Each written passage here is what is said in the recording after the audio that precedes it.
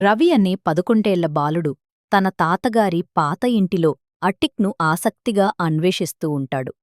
పొడిబింబాలు సూర్యాస్తమయపు కిరణాల్లో మెరుస్తూ గాలిలో తేలిపోతుంటే ఒక పురాతన పెట్టె కనిపిస్తుంది.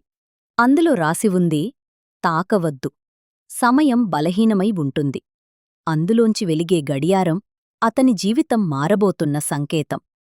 రవి గడియారం చేతిలో వేసుకున్న క్షణంలో గది ఆగిపోయినట్టయింది. గాలి నిలిచిపోయింది. ధ్వని మౌనమైంది. వెనక్కి నడిచిన గడియారం అతని ముందే ఉన్న రెండవ రవిని చూపించింది. సమయం ఇప్పుడొక ఆటగాడిలా మారిపోయింది.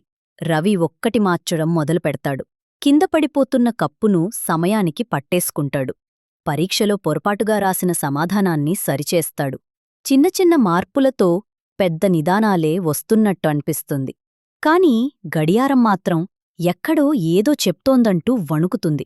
చప్పుడుగా చెక్కబడిన అద్దంలో ఇది కేవలం ఆట కాదని, సమయం చాలా విలువైనదని రవి చెవికి చెప్తాయి. ఒక పాత ఫోటో, ఒక గాఢమైన జ్ఞాపకం. రవి తన జీవితంలో జరిగిన గొప్ప తప్పును మళ్లీ ఎదుర్కొంటాడు. తన నిజమైన స్నేహితుడ్ని కోల్పోయిన ఆ క్షణాన్ని. ఈసారి మాత్రం తప్పు ఎవ్వరదైనా వినిపించుకుంటాడు. మౌనంగా ఒక క్షమాపణ చెబుతాడు. సమయం వెనక్కి నడిపించవచ్చు, కాని బంధాలు ముందుకు పోవాలంటే మన హృదయం మారాలి. ఆ గడియారం వెనుక తాతగారి చివరి సందేశం దాగుంది. సమయాన్ని చితిప్పలేము బాబూ, దాన్ని అనుభవించాలి.